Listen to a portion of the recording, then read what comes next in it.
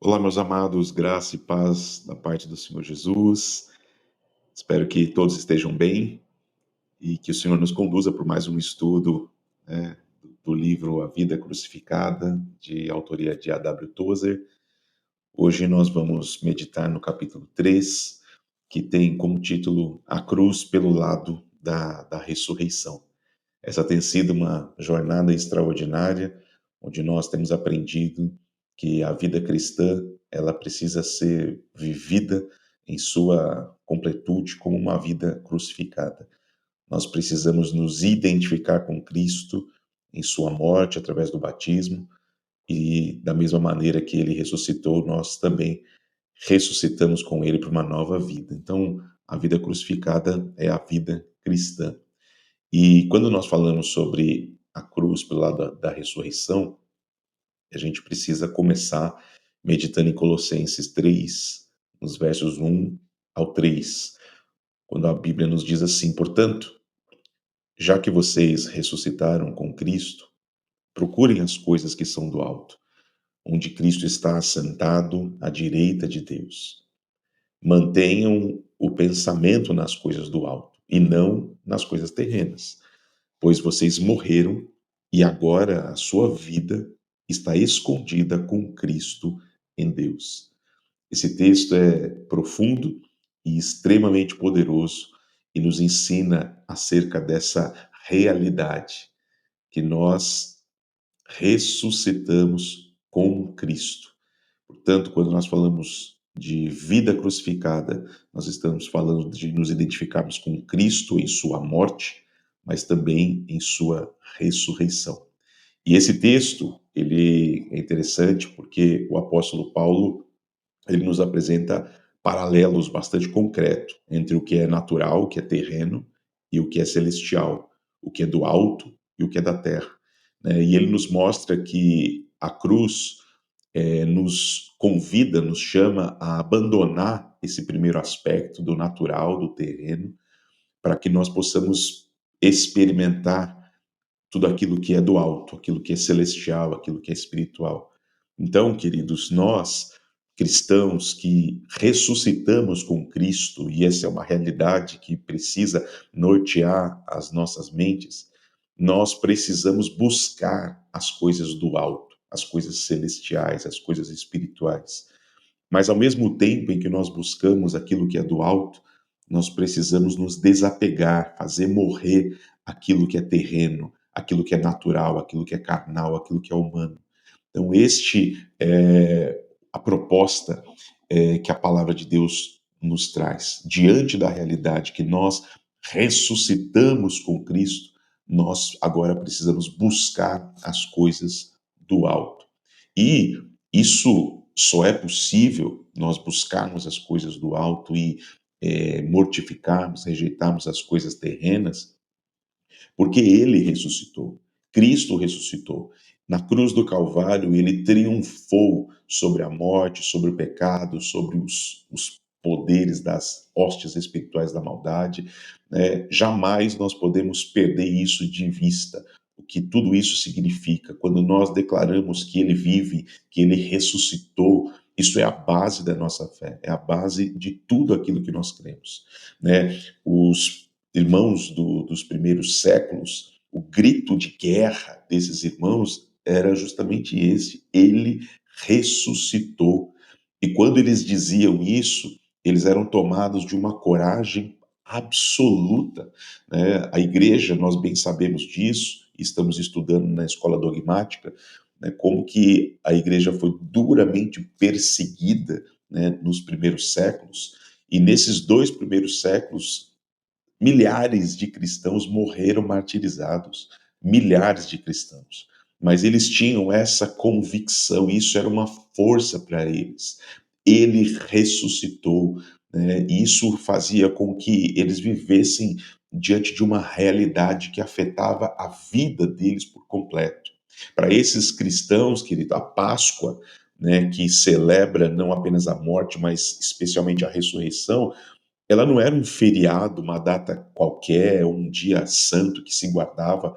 A Páscoa era de fato algo consumado, que vivia no meio deles e com eles o ano inteiro, né, e de alguma maneira ela se tornou a razão da sua vida, do cotidiano. Eles viviam os 365 dias do ano debaixo da realidade que ele ressuscitou, que ele vive, que ele morreu e ao terceiro dia ele ressuscitou. Portanto, não se celebrava a Páscoa uma vez no ano, quando eu paro e penso naquela realidade. Isso se tornou o cotidiano daqueles irmãos. Ele vive, eles afirmavam, e por isso nós vivemos. Ele triunfou e nele nós triunfamos. Ele está conosco e nos conduz, portanto, nós temos condições de seguir em frente. Essa é a perspectiva daqueles cristãos dos primeiros séculos e é a perspectiva nossa nos dias de hoje, no século XXI. Aqueles crentes se voltaram para uma vida totalmente nova porque Cristo havia ressuscitado. E essa realidade era um impacto profundo em suas vidas. Eles não celebravam a ressurreição de Cristo dentre os mortos e depois voltavam a viver a sua vida, né, como se fosse possível desassociar essa realidade, né? Não, eles viviam a realidade da ressurreição em todo o tempo da sua existência, em tudo que faziam, essa realidade estava impregnada nas suas ações, no seu cotidiano, né? Como nós afirmamos ao ler o primeiro versículo, ele é contundente. Portanto, já que vocês ressuscitaram com Cristo. Olha o poder dessa afirmação. Ele está dizendo de algo que vai acontecer. Claro, futuramente nós, assim como Cristo ressuscitou corporeamente, nós também ressuscitaremos. Mas ele está falando de uma realidade espiritual. Nós já ressuscitamos com Cristo. Não é algo incerto.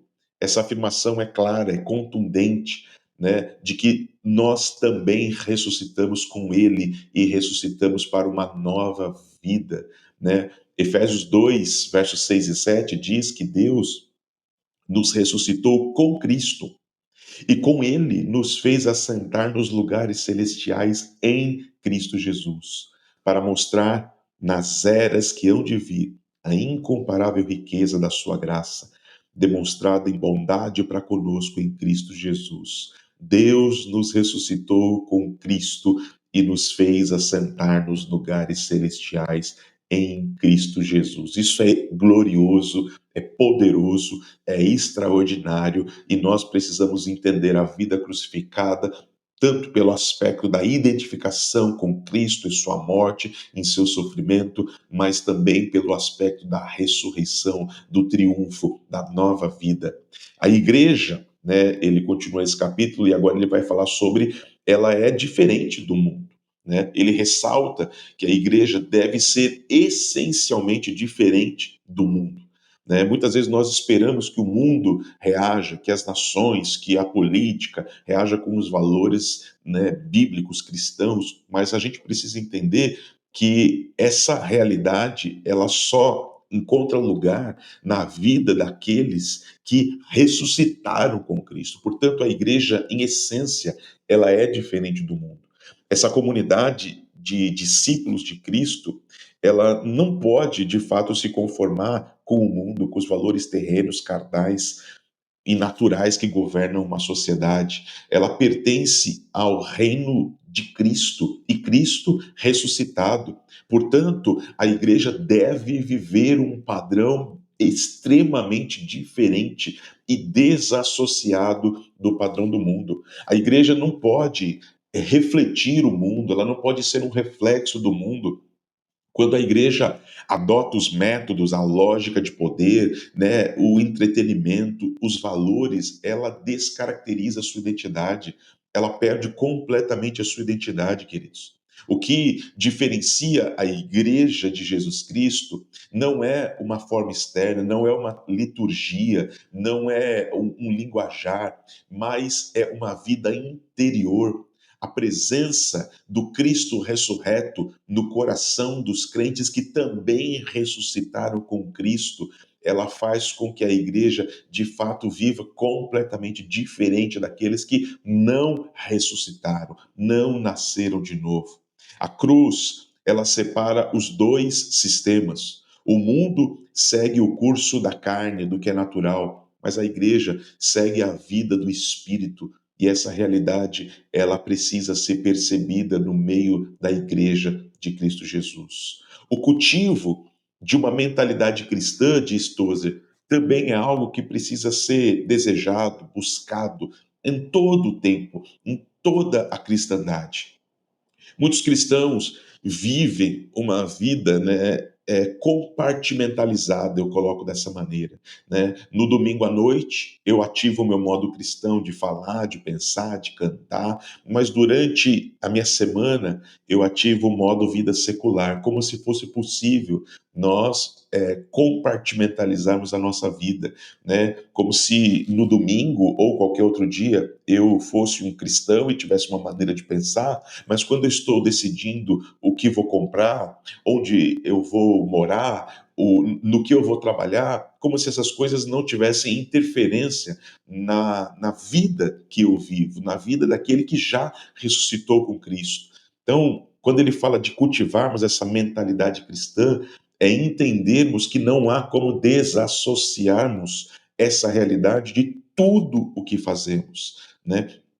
Não existe nenhuma possibilidade de servirmos ao Senhor com essa mentalidade, ora religiosa, ora secular. Não existe, não tem como. A Bíblia fala muito sobre o perigo dessa mente dividida, né, de viver em dois pensamentos, oscilando entre dois senhores, dois caminhos. Não tem como. Ou nós servimos completamente a Deus, ou não servimos a Ele. Né? 1 Coríntios 10:31, o apóstolo Paulo diz: olha, quer comais, quer bebais, ou façais qualquer outra coisa, fazei tudo para a glória de Deus. Isso mostra para nós que nas coisas triviais da vida, no comer, no beber, no trabalhar, no estudar, no, no lazer, em tudo que nós fazemos, nós estamos fazendo aquilo e precisamos fazer para a glória do Senhor. Essa é a perspectiva, né, de que nós precisamos cultivar uma mentalidade do alto, uma mentalidade cristã, uma mentalidade de alguém que ressuscitou com Cristo, né? E não viver uma vida, ora, no aspecto religioso, entendo o religioso como cristão, como alguém que ressuscitou com Cristo, ora, um aspecto secular. Isso não é possível. Nós precisamos cultivar uma mentalidade cristã. Ele vai trazer para nós um exemplo, tal qual um ganso desajeitado, eu acho interessante, e eu trago o ponto aqui. Né? O texto de Efésios, que nós já lemos, diz que Deus nos ressuscitou com Cristo e com Ele nos fez assentar nos lugares celestiais em Cristo Jesus. Ele nos ressuscitou e nos fez sentar com Cristo nos lugares celestiais. Filipenses 3:20 diz que a nossa cidadania não é aqui, ela está no céu, de onde aguardamos o Salvador, o Senhor Jesus Cristo. Veja, nós somos cidadãos que ressuscitamos com Cristo, que estamos assentados nos lugares celestiais, somos cidadãos do céu, essa é a realidade daquele que nasceu de novo, daquele que ressuscitou. E essas realidades, elas deveriam nos fazer agir de uma maneira completamente dos padrões mundanos e seculares. Porque se nós ressuscitamos com Cristo, se nós já estamos assentados nas regiões celestes com Cristo, se nós somos chamados já de cidadãos do céu, nós não podemos agir como quem é daqui de baixo e vive padrões e modelos seculares. Ele vai dar um exemplo, e assim precisa ser a vida do crente em Jesus, do menino que é da zona rural e vem para a cidade. E ele age diferente porque ele não é da cidade, ele é da zona rural. Ou o contrário, o menino da cidade vai para a zona rural e ele age completamente diferente e estranho naquele lugar porque ele pertence à cidade, né? A pessoa que vive na zona rural, ela, quando ela chega na cidade, ela estranha tudo. Ela estranha o elevador, ela estranha uma escada rolante e vice-versa. Quando alguém de uma cidade vai para a zona rural, ela não sabe lidar com o campo, ela não sabe lidar com os animais, ela evita pisar no barro para não sujar o sapato, ou seja, ela é completamente estranha naquele lugar. Assim precisamos ser eu e você. Como cristãos, nós precisamos estranhar aqui embaixo. Nós não podemos nos acomodar, nós não podemos nos conformar com este mundo. Nós precisamos transformar-nos pela renovação do nosso entendimento. Porque aquele que busca aquilo que é do alto, sempre, querido, sempre vai ser ridicularizado aqui. Sempre. Não espere o contrário. Se você é do alto, se você é cidadão dos céus, se você já está sentado nas regiões celestiais com Cristo Jesus, é claro que você vai estranhar as coisas aqui. É claro que os ambientes aqui, as festas, os encontros, os valores, eles são estranhos para você, porque você não é mais daqui. O cristão, ele é semelhante a um ganso andando na terra, todo torto, todo desengonçado.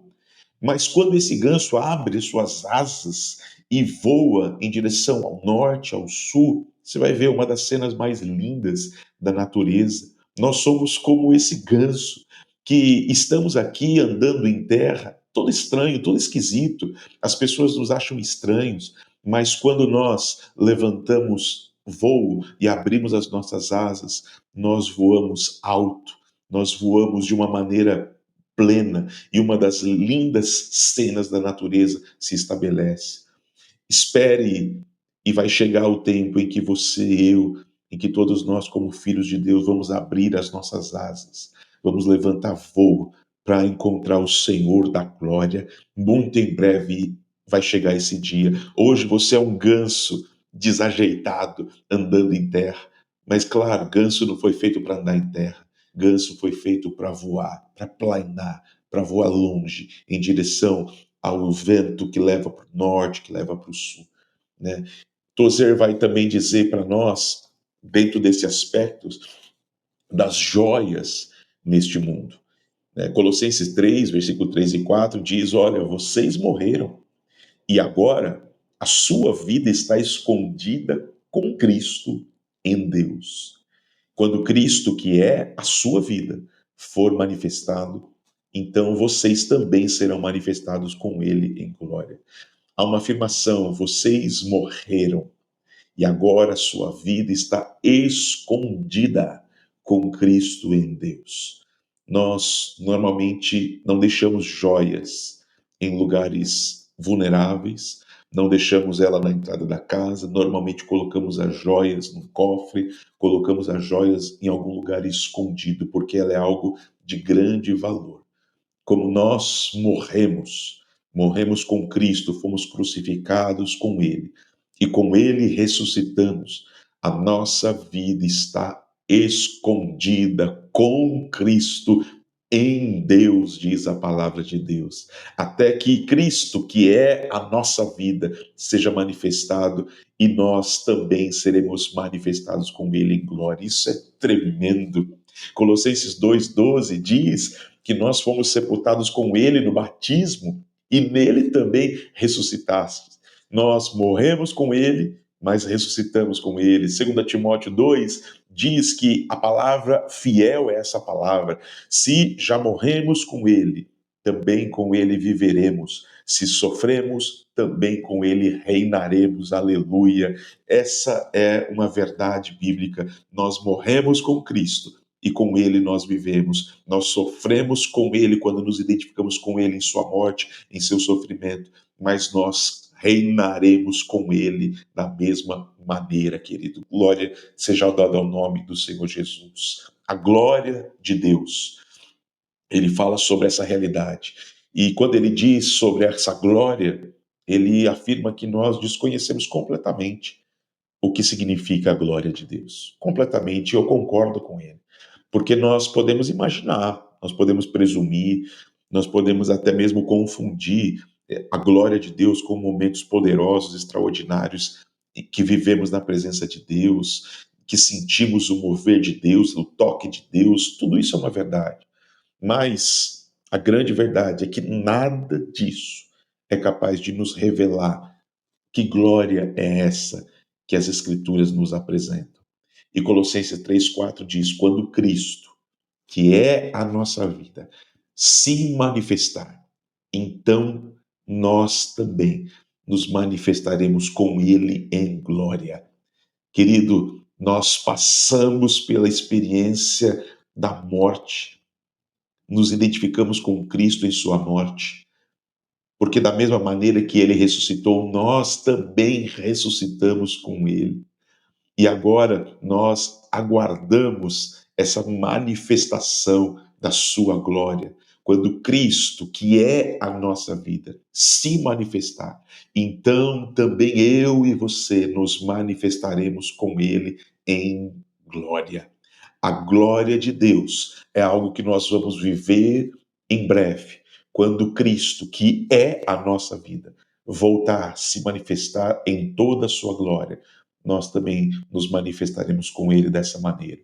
Mateus 24:30 diz sobre esse dia: então aparecerá no céu o sinal do Filho do Homem, e as tribos da terra se lamentarão e verão o Filho do Homem vindo sobre as nuvens do céu, com poder e grande glória. Nós não temos dimensão do que significa a glória de Deus, mas a glória de Deus em sua plenitude, ela será revelada na volta do Cristo ressurreto, naquele que virá com poder e grande glória, e nós nos manifestaremos com ele em glória, como diz Colossenses. Louvado é o nome do Senhor Jesus. A vida crucificada, querido, ela só pode ser vivida no poder da ressurreição.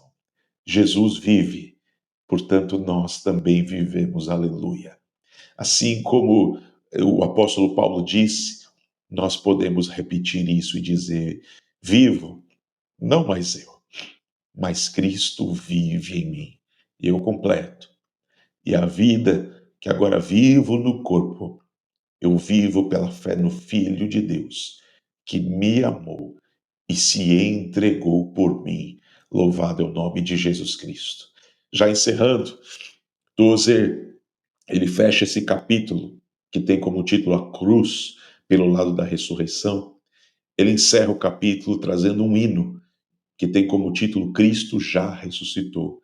Esse hino é de composição de Charles Wesley, irmão de John Wesley, lá no começo do século XVIII.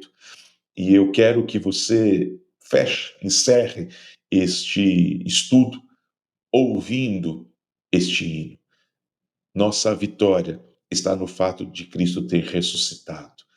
E é diante dessa realidade que nós vivemos os nossos dias. Espero que este lindo hino, tão antigo, de composição de Charles Wesley, fale ao teu coração e que você se lembre que nós já ressuscitamos com Cristo. Deus abençoe tua vida em nome de Jesus Cristo e que você tenha um excelente pequeno grupo essa semana.